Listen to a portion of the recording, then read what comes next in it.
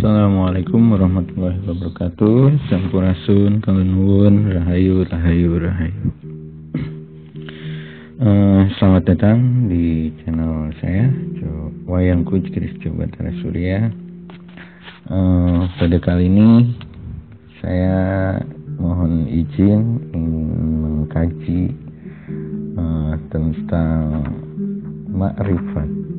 ma'rifatullah atau mengenal ya, atau memahami atau memperdalam atau apapun itu ya maknanya. Jadi kalau kita bisa mengutip tentang makrifat dalam agama Islam ya, mungkin ya untuk saudara-saudara yang lain yang dari agama lain sebenarnya sama juga sih, ada sebuah tahapan ya untuk memahami sebuah kesadaran tinggi gitu atau mengenal Tuhan gitu, pasti ada tingkatan-tingkatannya. Jika kita dalam Islam, kita mengenal tentang awaludin ma'rifatullah. Awal agama adalah mengenal Allah. Nah, di sini sering terjadi ya di tengah-tengah masyarakat kita gitu, bahwa sering ada yang berkata bahwa seorang yang telah mengenal makrifat atau yang sudah mencapai hakikat lah atau apapun itu menyepelekan sholat atau syariat, yang menyepelekan syariat. Begitupun dengan orang-orang yang taat akan syariatnya gitu, dengan itu memiliki kelebihan gitu ya. Nah, di sini kita akan mencoba mencari titik temu gitu ya. Bagaimana dari orang-orang yang memahami secara syariat bisa memahami tentang hakikatnya juga, dan orang-orang yang sedang dalam perjalanannya atau dalam thariqat, dalam mengenal Allah, dalam ma'rifatullahnya ini bisa memahami apa itu syariatnya juga gitu, yang harus sejalan emang. Cuman nah di sini kita flashback dulu ya. Kalau secara sejarah perjalanan para nabi dan para rasul, ini kajiannya saya dalam Islam dulu ya. Saya mengkajinya dalam Islam dulu, jadi belum masuk ke dalam pembahasan secara leluhur atau nusantara ya. Saya mencoba kilas balik dulu dalam sejarah Islam gitu. Jadi di dalam ajaran Islam sendiri, para nabi dan rasul sendiri ini untuk memahami satu perjalanan namanya agama gitu ya, mengajarkan agama.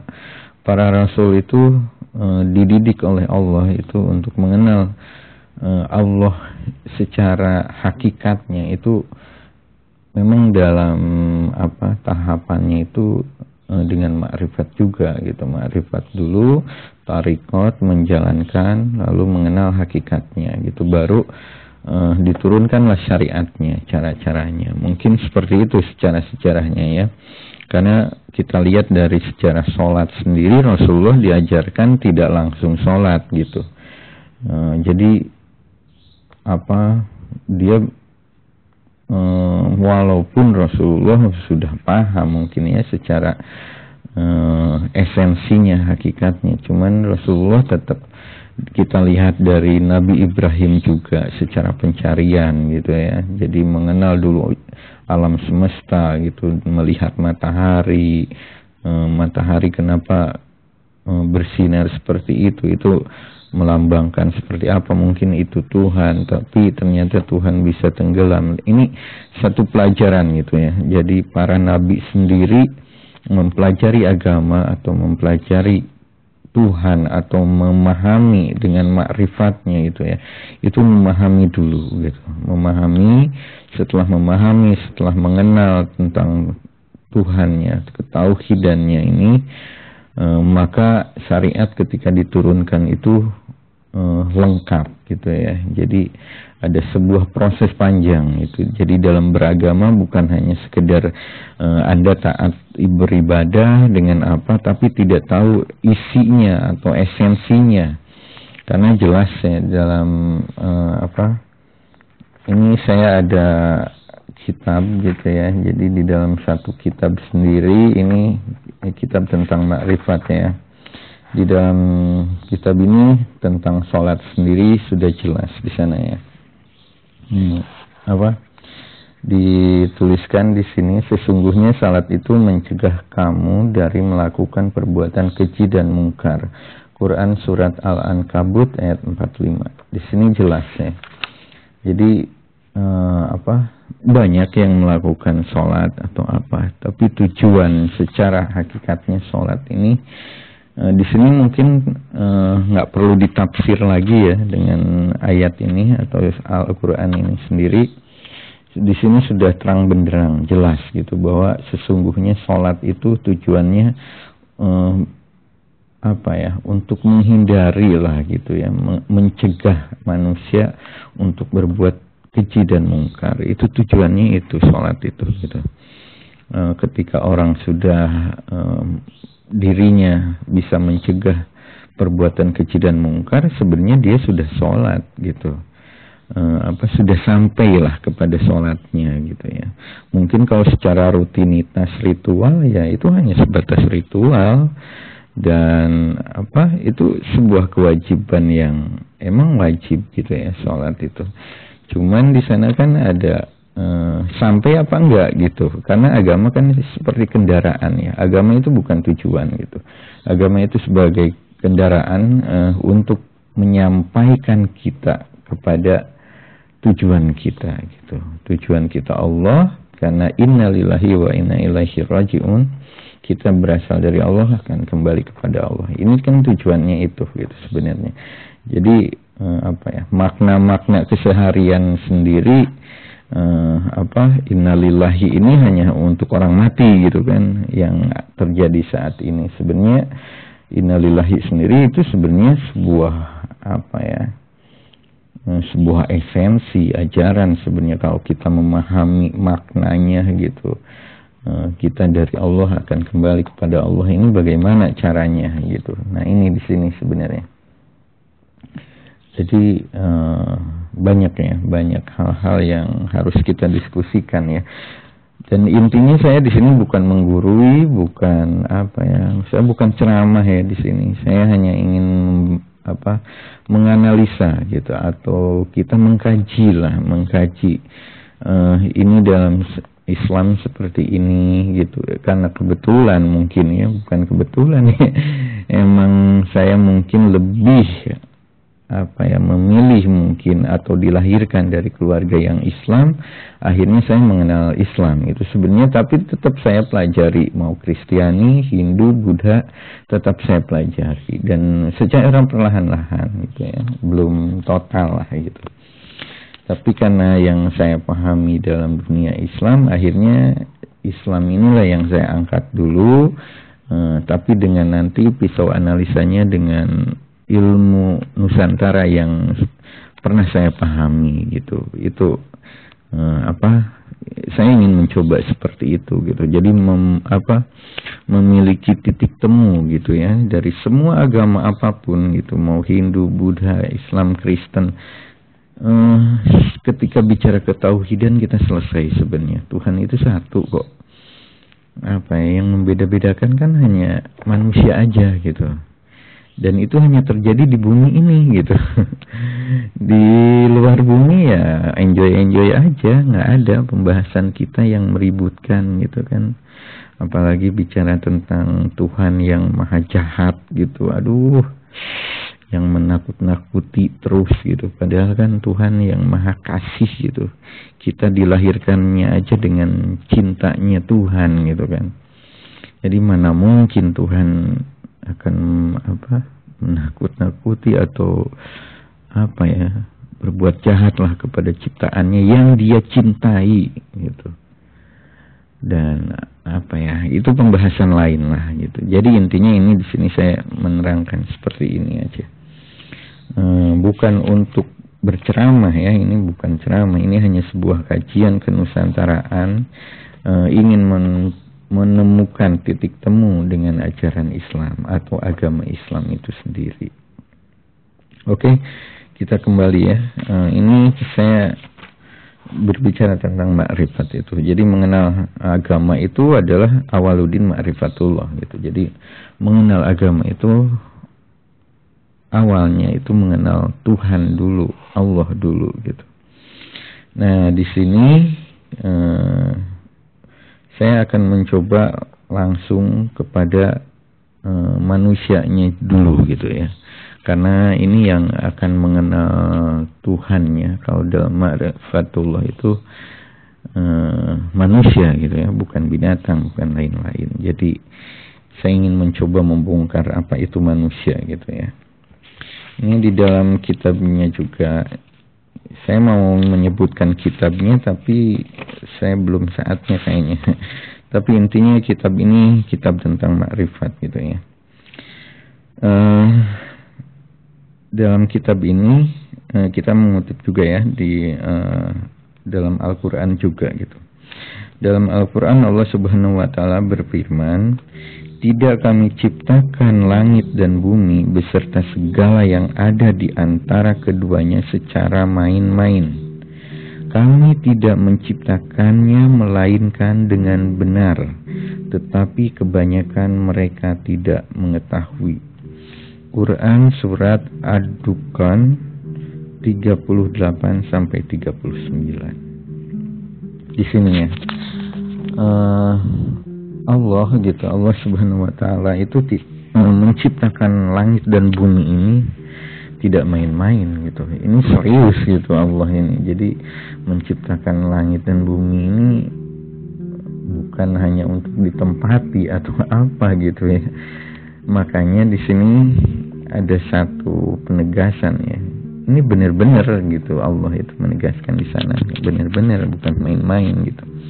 Lalu di lanjutnya lagi, ada lagi Allah Subhanahu wa taala berfirman, "Sesungguhnya telah kami tawarkan amanah kepada langit, bumi dan gunung-gunung. Maka semuanya enggan untuk memikul amanat itu, dan mereka khawatir akan mengkhianatinya. Dan dipikulah amanat itu oleh manusia. Sesungguhnya manusia itu amat zalim dan bodoh." Ini diambil dari Quran surat Al-Ahzab ayat 72 ya. Nah, di sini. Oke, kita perhatikan satu-satu ya. Dari Quran surat Ad-Dukhan dulu, di sini udah jelas Allah menegaskan bahwa Allah menciptakan langit dan bumi ini serius gitu, nggak main-main. Yang kedua, ada satu amanat nih, Allah memberikan amanat ini kepada langit bumi ini, nggak mau gitu, enggan gitu ya, dan hanya manusia gitu, manusia. Tapi di sini ada sesungguhnya manusia itu amat zalim dan bodoh. Nah, di sini ini ada satu gambaran ya di sini. Kenapa manusia berani gitu? Kalau ini hasil kajian saya pribadi ya, mungkin kalau ada yang salah atau kurangnya mohon diluruskan ya. Kenapa manusia berani memikulnya gitu? Saya sendiri, saya pribadi setelah merenung gitu, ya mengkaji juga gitu secara ya metode-metode lain gitu ya, bahwa manusia itu sendiri ya sudah dikasih akal, satu pertama itu, yang kedua adalah manusia mempunyai tangan.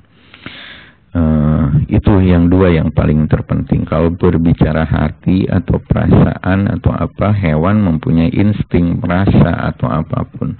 Tapi yang paling terpenting adalah manusia memiliki tangan. Tangan dan akal ini adalah sebuah simbol gitu ya, sebuah pemberian Allah atau Tuhan gitu ya kepada manusia untuk berpikir dan membuat sesuatu dengan tangan. Bayangkan ketika semua manusia ini tidak memiliki tangan gitu, apa jadinya kehidupan ini? Gedung-gedung nggak mungkin ada mungkin kan. kehidupan ini berjalan seperti apa ketika manusia nggak memiliki tangan, gitu kan? Itu pemikiran saya seperti itu. Saya mendapatkan hal seperti itu, gitu ya. Yang kedua adalah akal, gitu. Bagaimana ketika manusia tidak punya akal, gitu kan? Sama aja dengan binatang, gitu kan? Inilah gitu. Ini sebuah modal sebenarnya. Makanya jelas ketika manusia diturunkan ke bumi sebagai khalifah atau pemimpin ya katanya ya, kalau secara ini umumnya adalah pemimpin. Manusia diturunkan ke bumi sebagai khalifah, pemimpin. Tapi sebenarnya adalah penjaga gitu ya. Manusia diturunkan khalifah, makna khalifah itu adalah penjaga gitu, penjaga bumi gitu. Karena di sini jelas gitu ya urutannya gitu. Jadi Allah menciptakan langit dan bumi ini secara serius gitu ke manusia, itu kan menegaskannya seperti itu gitu. Ini nggak main-main gitu. Ayo siapa yang menanggung langit, semuanya nggak mau, gunung nggak mau, nggak berani gitu. Hanya manusia. Manusia kenapa berani? Ya ini yang saya barusan katakan gitu. Manusia itu memiliki itu akal dan tangan, itu yang membuat manusia berani gitu ya, berani menerima amanat ini walaupun itu berat gitu. Itu yang ini, itu manusia ya gitu. Jadi kalau saya membahas secara lebih lagi itu bagian para ulama dan para agamawan Islam ya, dalam apalagi intelektual dalam Islam ini banyak gitu. Itu bukan kapasitas saya. Saya hanya mencoba di sini membahas secara pandangan kenusantaraannya, karena saya sendiri merasa meyakini bahwa kapasitas saya lebih kepada ilmu budaya Nusantara yang saya kuasai mungkin ya, yang saya selalu bisa saya pegang gitu ya, secara spiritual atau intelektualnya gitu. Jadi kalau secara agama saya jujur bukan ini, saya makanya nggak berani sebenarnya untuk membahas itu. Cuman ada niatan gitu, ada niatan untuk menemukan titik temu gitu dari ajaran Nusantara. Oke, itu dari paparan tentang manusia ya.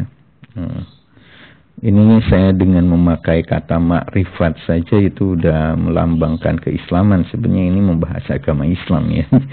Cuman lagi-lagi kan ini bukan kapasitas saya, tapi saya meminjam aja lah kata-kata ibaratnya saya meminjam kata ma'rifatullah atau ma'rifat itu sendiri sebagai acuan pembelajaran saya gitu. Saatnya sekarang pembahasan ke dalam analisa kenusantaraannya gitu ya, atau leluhur Nusantara atau budaya Nusantara atau ajaran mau Sunda, mau Jawa, mau manapun lah, mau Bali, mau Kalimantan, semua pokoknya Nusantara ya.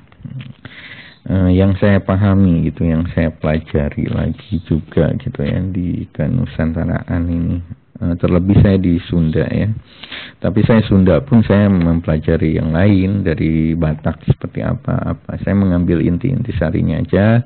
Saya mempelajari ini, saya menemukan titik temu, bicara tentang keyakinan ini itu. Ya udah menjadi pisau analisa. Saya ingin mempertemukan dengan ilmu-ilmu lain gitu ya, terlebih dari agama saya Islam, ya udah kita ketemukan gitu. Oke, ketika bicara tentang makrifat gitu ya, mengenal Allah tapi dengan diri, karena kita kembali lagi kan bicara siapa yang mengenal dirinya maka dia mengenal Tuhan. Nah di sini sama di dalam ajaran Nusantara atau secara spesifiknya Sunda ya. Di Sunda sendiri untuk mengenal tentang Hyang Widi atau Hyang Agung, Hyang Kersa atau Hyang Tunggal atau apapun namanya itu ya, membicarakan Tuhan lah ibaratnya itu. di dalam Islam sama sendiri, Tuhan itu nggak bisa digambarkan gitu dengan apapun, sama di Sunda pun seperti itu, Tuhan itu nggak bisa digambarkan dengan apapun, dengan bentuk apapun, dengan nama apapun. Wah, tidak ada bandingannya gitu ya. Jadi tidak ada yang menyerupainya gitu ya, karena Allah itu meliputi segala sesuatu, mau lahir mau batin gitu ya. Karena di sana kan meliputi segala sesuatu. Namanya segala sesuatu itu ada yang lahir, ada yang batin, itu diliputi. Allah di sana gitu. Jadi Allah itu gaib ya gitu, tapi Allah meliputi segala sesuatu. Mau yang gaib mau yang tidak, itu Allah hadir gitu. Itu Allah ada di sana gitu kan. Itu pandangan secara apa ya, kalau di dalam kesundaan ini, di Sunda ini, bahwa selalu Hyang Kresa gitu ya, atau Tuhan yang maha berkehendak gitu ya, memiliki kehendak gitu. Jadi kehendak Allah ini manusia ini tidak bisa memahaminya 100% gitu ya, karena Tuhan maha berkehendak, apapun bisa terjadi gitu. Itu di sana. Cuman pemahamannya lagi-lagi ketika bicara tentang keislaman dan kenusantaraan, di sini ada sebuah titik temu. Ini bukan membeda-bedakan ya, saya hanya ingin mencoba menemukan titik temu sebenarnya.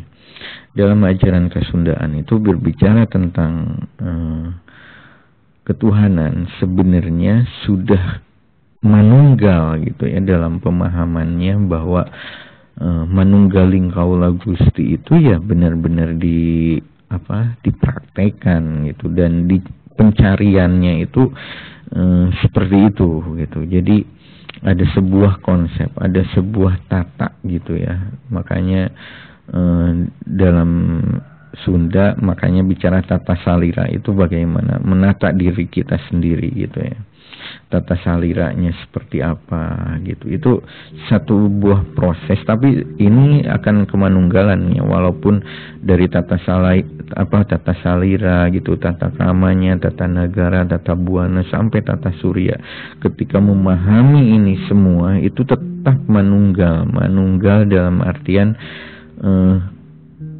bersama Tuhan atau bersama Allah lah, atau Gusti itu sendiri, bersama Hyang Gusti atau pokoknya manunggal gitu. Jadi selama kita mempelajari tata salira itu sama halnya dengan memahami tata nagara. Jadi negara itu ada di dalam diri kita juga. Jadi kemanunggalan gitu. Ketika tata buana sendiri ada di dalam diri kita. Tata surya, ketika udah nyampe tata surya itu ada di dalam diri kita gitu. Nah, di sini kemanunggalan. Konsepnya kemanunggalan. Nah, kemanunggalan ini di dalam Sunda itu bicara tentang manunggaling kaula Gusti. Karena ketika bicara segala sesuatu, Allah itu, Tuhan itu meliputi segala sesuatu. Akhirnya dijadikanlah itu manunggal gitu. Jadi ketika memahami tata salira itu sama halnya memahami tata nagara. Memahami tata nagara itu sama dengan memahami tata salira. Memahami tata nagara sama dengan memahami tata buana gitu. Memahami tata buana sama halnya dengan memahami tata nagara. Memahami tata surya sama halnya dengan memahami tata buana. Ya, di sini ada satu kemanunggalan gitu, bahwa dan itu menjadi satu pemahaman jagad alit itu adalah diri kita. Jagad semua alam semesta pun simbol-simbolnya ada di dalam diri kita. Itu makanya disebut jagad alit. Dan ada namanya yang kedua adalah jagad agung gitu. Jagad agung itu yang tak terbatas itu gitu. Makanya di sana kita nggak pernah berpisah dengan Tuhan gitu, atau dengan Allah, atau dengan Gusti gitu. Makanya disebutlah manunggaling kaula Gusti. Manunggaling kaula Gusti itu adalah pemahaman yang saya pahami ya gitu. Jadi ya tidak pernah terpisah. Ketika saya mempelajari diri saya mempelajari orang lain gitu. Makanya kalau ini sebuah pemahaman saya pribadi ya, ketika mungkin di sana teman-teman atau saudara-saudara saya di Kasundaan lebih memahami tata salira, tata negara, langsung tata buana, tata surya ya. Saya ada ketika bukan menambahkan sih, dalam artian mendapatkan sesuatu dari tata salira, tata krama. Nah ini ketika tata krama ini sendiri menjadi satu hubungan antara diri kita dengan orang lain, dengan makhluk lain gitu ya. Ini adalah sebuah tata krama gitu. Nah setelah tata krama ini selesai, baru memahami tata negara gitu. Ada sebuah tahapan. Nah disinilah kemanunggalan berbicara tentang ma'rifatullah itu sendiri. Mengenal Allah adalah mengenal diri kita juga. Karena siapa yang mengenal dirinya, maka dia mengenal Tuhan. Itu pandangan dari ma'rifatnya Nusantara gitu. Kalau secara Islam yang tadi saya bilang gitu ya, yang saya kaji tadi, jadi seperti Nabi Ibrahim gitu kan, dia beliau gitu, Nabi Ibrahim pun belajar dari alam dulu, memahami Tuhan itu gitu kan, dan itu manunggal gitu. Saya yakin Nabi Ibrahim itu manunggal. Ketika beliau memahami alam semesta, sebenarnya memahami dirinya, memahami lingkungannya, memahami semestanya gitu ya, tata suryanya dengan kehidupan lain gitu ya. Beliau pasti memahami seperti itu. Nabi-nabi juga ya, nabi-nabi dan rasul-rasul gitu. Saya lebih ke sana mungkin ya pemahaman saya.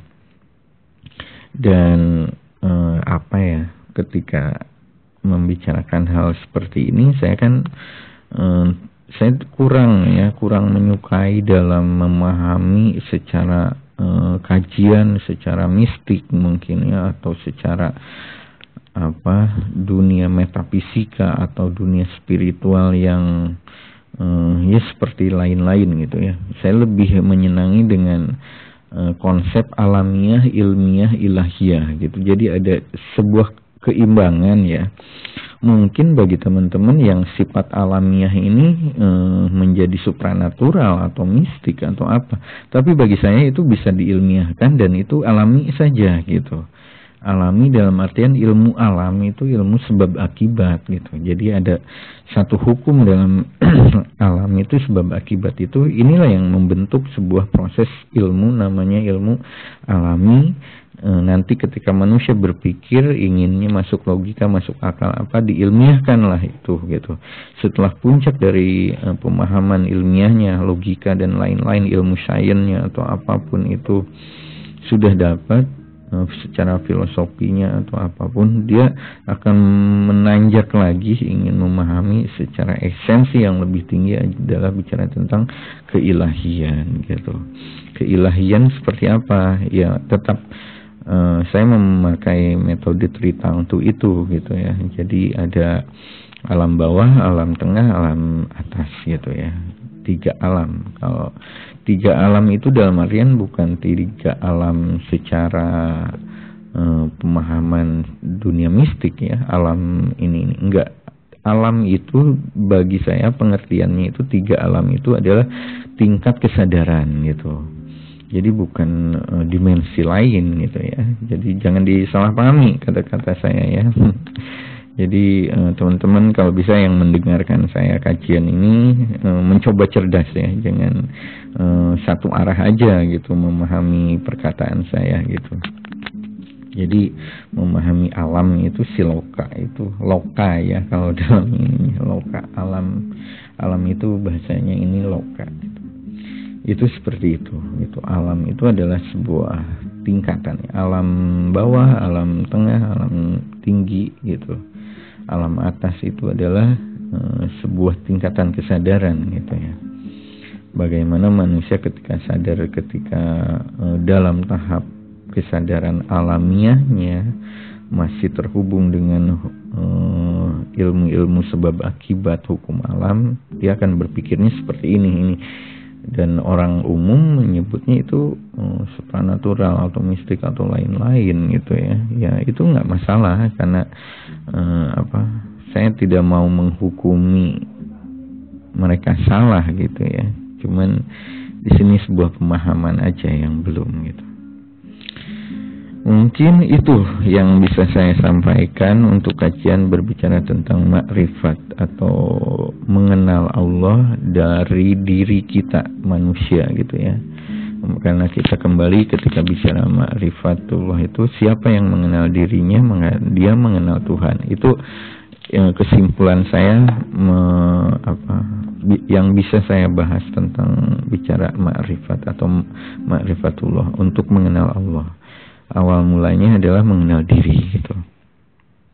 Ya.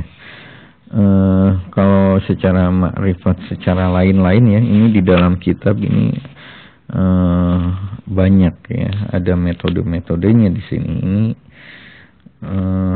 ada pertama bicara tentang tawajuh kepada kemuliaan rububiyah dan kehinaan ubudiyah, urutan makam-makam ahli suluk, masalah kehusuan di sana, mencari tumaninah dan lain-lain ya. Ini bicara tentang adab-adab gitu ya, adab-adab tentang qalbu gitu ya.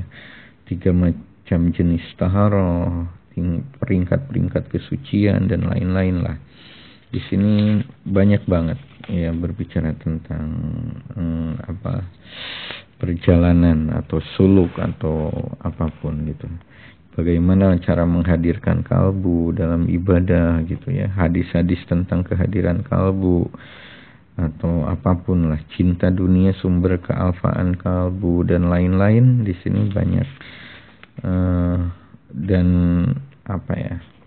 secara makanya saya belum berani gitu ya berbicara 100% dengan kacamata keagamaan Islam gitu ya, karena jujur saya tidak mau serampangan gitu ya memahami agama Islam yang itu banyak proses banget gitu kan. Secara logikanya saya belum saya belum berani mengajarkan bismillah ketika saya belum tahu rasanya bismillah gitu, atau saya belum tahu rasanya bismillah dan melakukan bismillah itu seperti apa rasanya gitu. Dan saya nggak berani mengajarkan kalau saya belum pernah merasakannya gitu kan. Apalagi alhamdulillahirabbil alamin gitu. Itu lanjutannya bagaimana cara memuji Tuhan yang benar gitu kan. Alhamdulillahirabbil alamin ini saya belum pernah merasakannya. Ketika alhamdulillah aja ini ya masih hanya sekedar ucapan, tapi rasanya belum kerasa. Saya belum berani berbicara hal itu gitu. Makanya saya belum berani 100% bicara tentang agama. Itu bukan kapasitas saya. Kapasitas saya hanya mencoba mencari titik temu, pemahaman gitu kan. Ini bukan sebuah kajian yang detail seperti yang lain-lain ya. Ada Gus Baha mungkin kan, ulama-ulama hebat lah. Ada Profesor Quraisy Shihab gitu kan, ada Yai Said Agil Siroj dan lain-lainnya lah. Itu saya bukan seperti itu. Ini bukan wilayah saya lah bicara agama gitu. Jadi intinya itu, saya hanya ingin mempertemukan ya sebuah titik temu pemahaman. Dan ini belajar toh ketika saya berpikir sama saja gitu bicara agama apapun gitu. Apalagi Islam yang saya yakini gitu ya. Di sini ketemu kok nggak benturan lah ibaratnya itu, nggak ya yang selama ini orang itu kan hanya dalam realitas politik aja. Kalau saya lihat itu ada yang membenturkan agama dengan beberapa kelompok budaya atau ormas atau ini atau itu hanya politik aja bagi saya. Sebenarnya dalam kajian kenusantaraan ternyata sudah selesai leluhur kita. Agung banget gitu budi pekertinya gitu. Jadi ya itu saya belajar lah dari mereka para pendahulu Apalagi leluhur saya mengajarkan kan harus bisa merangkul semuanya gitu. Kalau bisa apapun, siapapun gitu. Kalau bisa itu makhluk yang tidak terlihat aja harus dilindungi kok gitu. Jadi apalagi manusia gitu kan. Jadi leluhur saya udah mengajarkan seperti itu gitu. Akhirnya ini saya pertemukan dengan keyakinan agama Islam gitu. Walaupun saya tertarik dengan agama-agama lain, Hindu, Buddha, ya bagi saya Islam sendiri harus dirasakan gitu. Jadi bahwa mereka mungkin casingnya Buddha gitu kan, tapi ketika kelakuannya sudah Islami, bagi saya mereka Islam gitu. Saya belum gitu, karena mereka sudah melakukan gitu. Ya dari hal-hal sepele lah gitu, kebersihan dalam sebagian dari iman gitu kan, atau apapun lah hal-hal yang bicara tentang keimanan atau bicara apa. Ketika orang di luar kita melakukan, ya kita harus fair gitu. Kita belum sampai sana ternyata, atau saya pribadi gitu kan, saya belum sampai. Saya hanya baru sampai ya hafalan, atau hafalan pun saya belum juga gitu kan. Ya hanya sekedar baru nyampe baca lah gitu, atau apa ya, mendengar gitu, baru sampai di pendengaran aja, katanya baru sampai di katanya lah gitu, kata ustadz ini, kata yai ini, kata ulama ini, itu ya baru sampai sana saya gitu. Jadi kalau bicara agama saya masih jauh lah, makanya saya hanya berbicara tentang apa yang saya kuasai saja. Dan di budaya Nusantara pun, apalagi Sunda atau dan lain-lain, saya pun masih belajar gitu. Cuman ketika saya merasa srek dan merasa ada satu pemikiran dan kalau saya nyebut ini sebuah, kalau keyakinan ya bukan keyakinan secara seperti agama ya gitu, cuman ada sebuah tarikan energi atau rasa cinta mungkin ya kepada leluhur kita, atau sebuah pemahaman yang terkagum ya ke dalam pemikiran leluhur kita dahulu gitu ya, itu menciptakan satu peradaban kehidupan yang benar-benar agung gitu. Jadi sampai etika, disiplin ilmu, 10 disiplin ilmu peradaban manusia itu kan leluhur kita sudah gitu, sampai bisa menciptakan wayang dengan kesenian sastranya, dengan candinya, dengan wah ini satu peradaban yang itu baru pencitraan aja, belum filosofinya gitu kan, belum ilmunya di dalamnya untuk secara proses. Itu sih yang saya yang saya kagumi gitu dari disiplin ilmu Nusantara.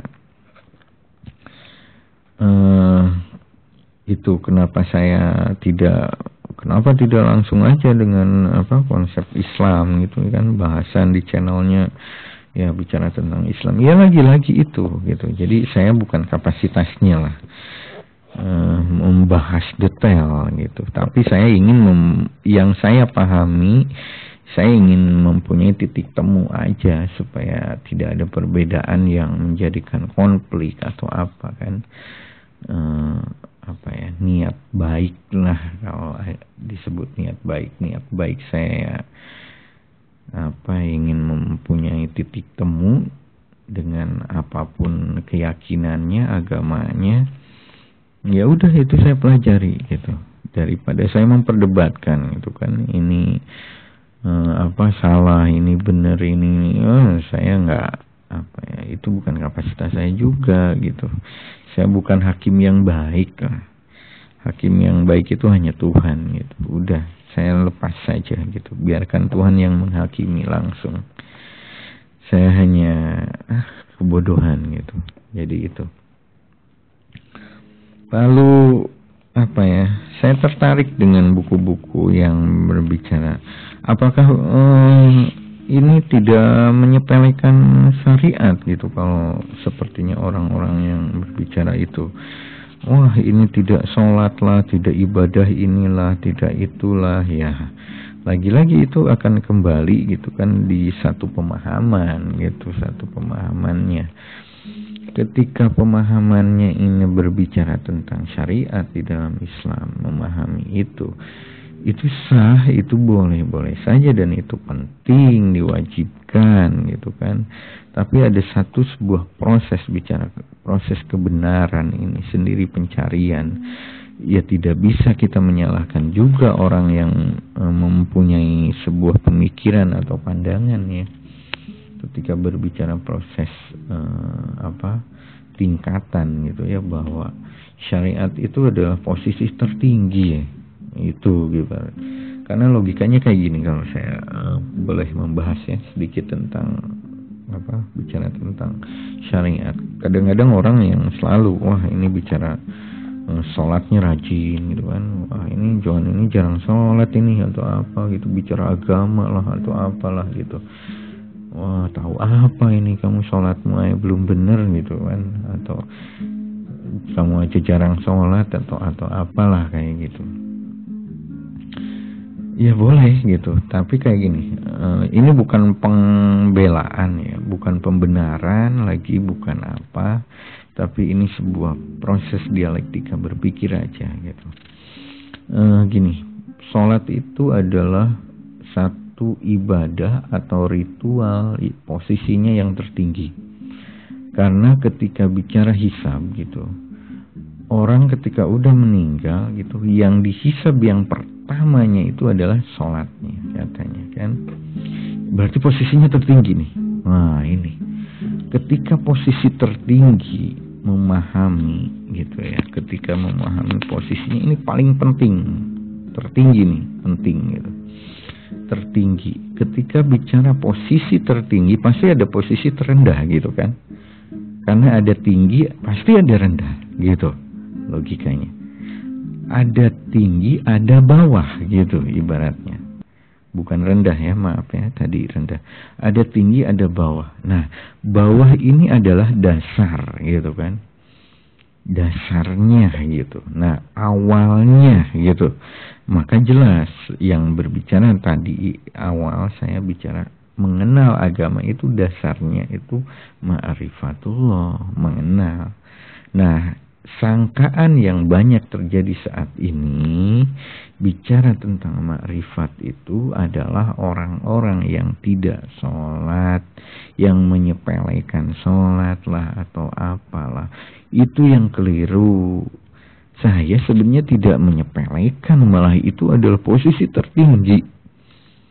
Saya berhati-hati gitu dalam sholat karena itu posisi tertinggi gitu, bukan posisi yang lain gitu. Ini sholat ini tertinggi gitu. Jadi bagaimana saya berhati-hati gitu. Nah itu pembenaran, oke lah, boleh pembenaran. Tapi ketika saya paksakan untuk sholat gitu, tapi saya belum memahami siapa Allah yang saya sembah, bagaimana gitu. Allah tidak bisa dibayangkan, iya benar gitu. Cuman Allah ini maha dekat, mendekati urat lahir nadi kita. Logikanya gitu, siapa? Kalau ini bagaimana gitu caranya gitu memahami Allah itu, dan bagaimana sampai sholat itu sampai kepada tujuannya. Tujuannya mencegah keji dan mungkar, ini tujuannya ini. Sampai ke tujuan itu bagaimana caranya? Ini kan diperhatikan. Ini sholatnya ini. Ini mulai dari ilmunya. Sholat makanya banyak dalam beberapa hadis atau riwayat juga gitu ya, bahwa banyak orang-orang ahli sholat dan dia celaka oleh sholatnya gitu. Itu sampai ada banyak lah ya riwayat atau hadis atau apa yang menceritakan tentang menyepelekan hal-hal adab-adab tentang sholat itu sendiri gitu. Nah ini bukan hal yang gampang gitu. Jadi ada satu butuh proses gitu. Ya apa ya, bagi saya sekarang arti sholat dulu. di ketika mengingat gitu kan. Nah, Allah itu zikrullah gitu, atau mengingat lah ya. Ya, sholat itu apa gitu. Nah, ya kalau kewajiban ya udah kewajiban, selesai gitu. Kebanyakan ya menjawabnya tentang kewajiban itu gitu ya. Cuman saya memahaminya ya, lagi-lagi di sini ada sebuah tahapan itu, bahwa para nabi dan rasul sendiri dulu bukan sholat langsung yang diajarkan gitu, tapi mengenal dulu semuanya. Lalu adalah diperkenalkan dalam posisi tertinggi itu adalah sholat gitu. Bagaimana bahwa sholat itu sebagai mi'rajnya orang mukmin. Nah ini yang terpenting, mi'raj ini gitu. Kalau hanya sekedar kita paksakan untuk tubuh atau apa, ya pasti bisa lah. Tapi itu kan hanya diprogram secara apa ya, tidak bareng dengan kendaraannya atau bensinnya atau dengan softwarenya gitu. Ya hanya hampa aja gitu. Ya saya lebih baik saya mempelajari aja dulu gitu. Tapi tetap harus sholat gitu. Jadi ini bukan menyepelekan gitu ya. Tapi di sini ada satu kehati-hatian. Mungkin itu bukan pembenaran, bukan apa. Ini hanya sebatas ya kajian-kajian ya. Intinya saya harapkan ya ketika bicara syariat, ya jangan lupakan hakikatnya, itu tujuannya atau apalah, tujuan puasa seperti apa, gitu kan, maknanya apa. Wah ini luas bicara ibadah, apalagi ritual-ritual dalam Islam. Ini sebenarnya simbolik banget gitu, dan itu tujuannya bukan itu, hakikatnya bukan itu. Nah sekarang ini kan manusia lebih banyak terjebak oleh luarnya saja ini. Ya syariat itu bukan terjebak dalam syariatnya ya gitu, cuman terjebak dalam casingnya bahwa ini adalah tujuan gitu, bukan gitu. Kalau bagi saya kan tujuannya adalah mencegah keji dan mungkar. Contoh sholat itu ya tujuannya. Kendaraannya seperti apa? Belas asih atau apapun itu dalam kehidupan itu tertata. Makanya ciri-ciri orang sholat itu kan kata-katanya bisa dipegang, amanah atau baik, melembut, mendamaikan dan lain-lain. Itu ciri-ciri orang-orang yang sholat katanya. Itu banyak yang menceritakan atau riwayat-riwayat hadis ciri-ciri orang yang sudah sholat gitu ya. Kalau secara tubuh ya boleh banyak yang sholat gitu kan. Rasulullah sendiri sering ya bersabda seperti itu gitu. Banyak yang sholat gitu. Kalau kita lihat sejarah lagi, wah lebih serem lagi gitu. Jadi yang membunuh Imam Ali ini adalah orang ahli sholat gitu. Itu waduh, Ibnu Muljam itu iya benar-benar apa ya, ahli ibadah lah ibaratnya. Itu membunuh Imam Ali. Dan ya itu bicara sejarah lah. Akhirnya kan di sana sebuah ritual itu bukan sebuah jaminan gitu ya. Bagaimana kita menjadi bisa sampai apa enggak kepada tujuan ibadah itu sendiri gitu ya. Jadi banyaknya rakaat atau itu bukan jaminan gitu. Bagi saya itu bukan jaminan. Ya kalau berbeda ya mohon dimaafkan. Ya intinya saya bukan wilayahnya membahas tentang agama lebih detail ya.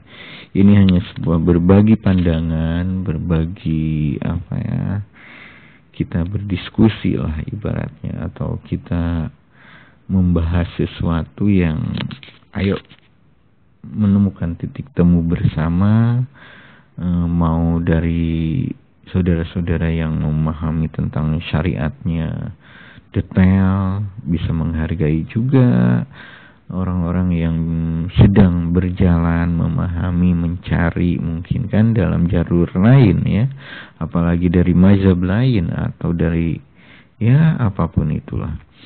Makanya sampai saya punya tulisan gitu ya, apapun tentang fikih atau apa perbedaannya dalam Islam gitu, berbeda pandangan dalam fikih ini, fikih itu, ini atau apapun itu, tapi kita harus sama dalam akhlak, saling menghargai.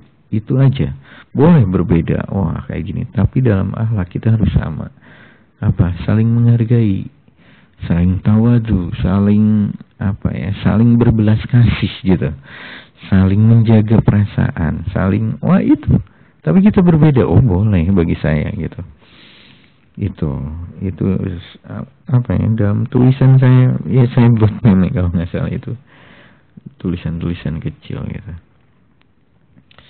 Ya mungkin cukup sekian dulu ya, ini terlalu panjang ya mungkin kalau kajian seperti ini ya, tapi ya intinya semoga bermanfaat ya.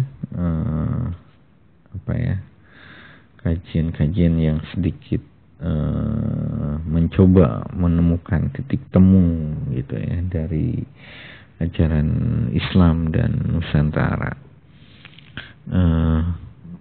Kalau saya boleh menambahkan lagi ya, sedikit lagi gitu. Di dalam Islam itu sendiri banyak menjelaskan ya tentang alam gitu ya, apalagi bicara tentang rahmat bagi semesta alam atau apapun itu tentang alam.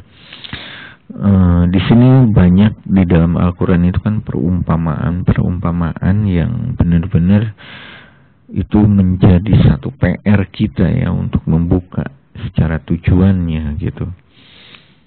Ini yang akan mempertemukan, kalau bagi saya ini sedang mempelajari lah gitu. Ini leluhur kita ini sebenarnya gitu, walaupun dulu belum ada Islam ya gitu, tapi mereka bisa memahami seperti ini, dan Al-Quran pun menceritakan ini connect gitu. Ini ada sesuatu, ini apa gitu. Saya kan sering berpikir sendiri gitu, apa ini?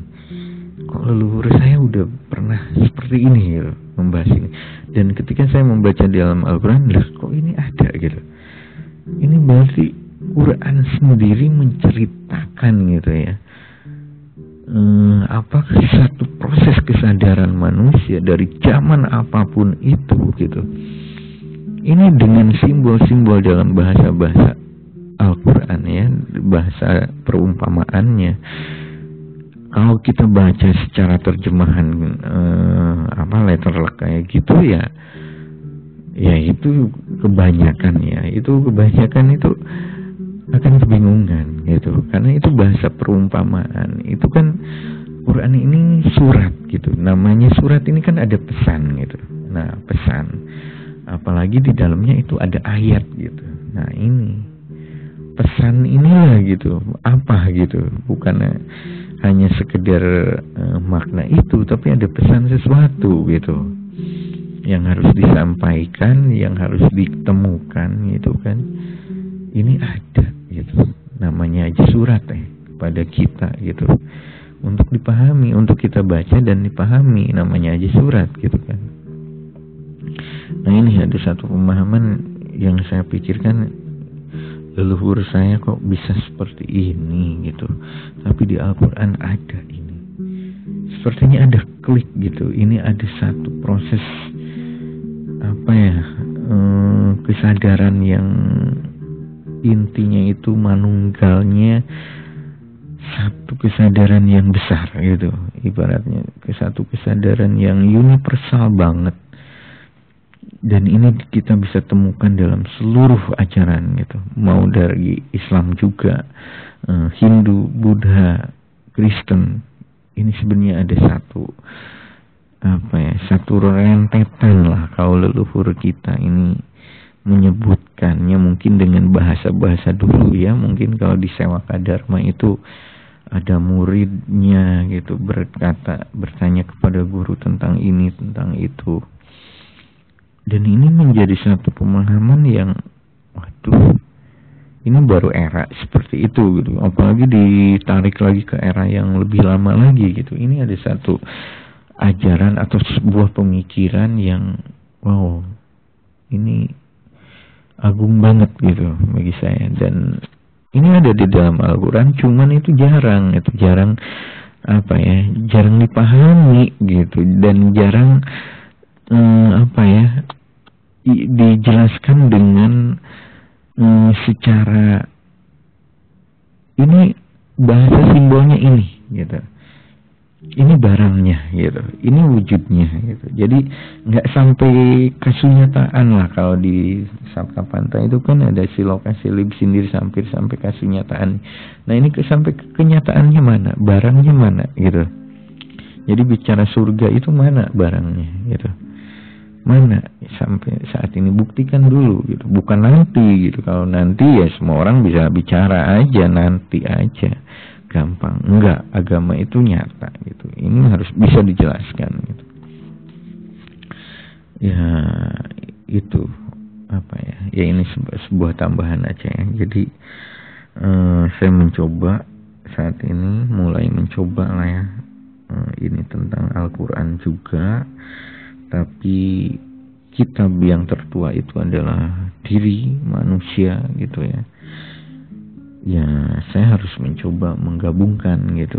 Ada satu pemahaman yang ya mencoba menunggal lagi gitu, bahwa di dalam Al-Quran dengan simbol bahasa-bahasa perumpamaannya seperti itu, realitanya leluhur saya mungkin membahasakannya dengan bahasa seperti itulah gitu ya, karena dulu mungkin keadaannya seperti itu gitu, yang bahasa-bahasa yang Sunda kuno, Jawi kuno, ngebingungi saya sendiri gitu. Cuman saya merasa dalam hati itu ini esensinya sama kok, ini gitu dalam Al-Quran itu.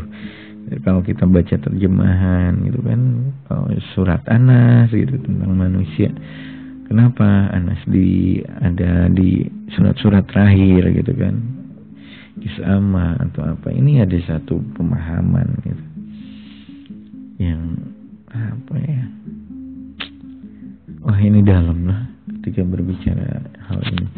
Oke, mungkin cukup sekian dulu dari saya, daripada saya nambah lagi. Ini kita cukupkan dulu sekian. Kita akan ketemu dengan pembahasan lainnya insyaallah.